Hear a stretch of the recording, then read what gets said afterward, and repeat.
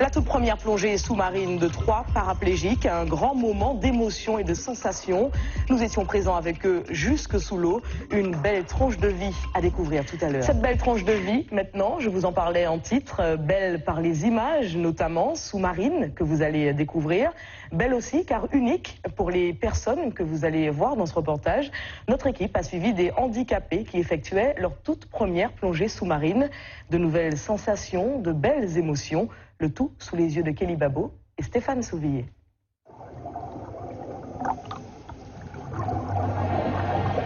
Une plongée sous-marine, oui, mais pas comme les autres. Il est 14 h au Cresme. Vincent, Catel, Olivier et toute l'équipe se préparent avant le grand saut. Particularité de ces 3 plongeurs, leur handicap. Et pour profiter du spectacle sous-marin, ils sont entourés de moniteurs en formation pour ce type de plongée, une première en Martinique. La première chose de toutes, c'est faire une belle plongée et pouvoir remplacer le corps qui est malade, cassé, etc. par de la technicité qui permet de faire de la plongée en toute sécurité. Vérification du matériel, ultime préparation des plongeurs et dernière recommandation de Pascal, formateur spécialisé dans la plongée de personnes handicapées. On est venu à quelques formateurs pour pouvoir donner entre guillemets la bonne parole aux moniteurs qui sont déjà formés, parce que c'est une formation complémentaire qui s'effectue là, et donner les principes, les choses indispensables pour pouvoir réussir une bonne plongée. Attentifs aux besoins de nos 3 plongeurs, les moniteurs les prennent en charge du début jusqu'à la fin, une opération délicate et assez sportive. Vous passez un bras en dessous de son bras, un bras, là, la main par l'intérieur ou par le néoprène. Après explication, puis installation, direction, lance 3 airs aux Anses d'Arlet, dans la bonne humeur et la complicité. Dans le bateau, Vincent, tétraplégique, en a déjà des poissons plein les yeux.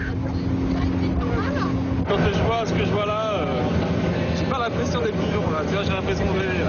Je suis vraiment hyper heureux, quoi. J'ai hâte que ça se présente et que je puisse commencer à plonger, quoi.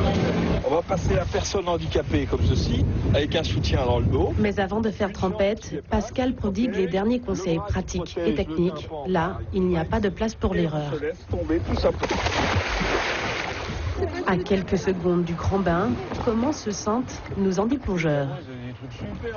La plongée, pour moi, ça a toujours été un moyen de se vider la tête. C'est comme le ski. C'est vraiment, c'est magnifique, c'est le silence, c'est ressourçant.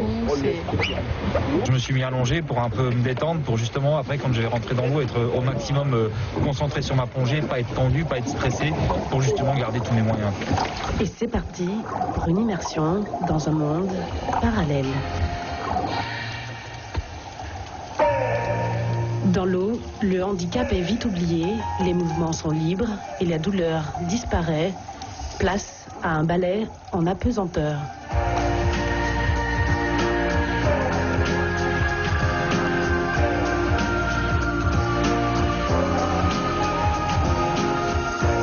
Au final, 3 heures de préparation pour 30 minutes de plongée, mais à la clé des yeux qui brillent et un sourire qui en dit long.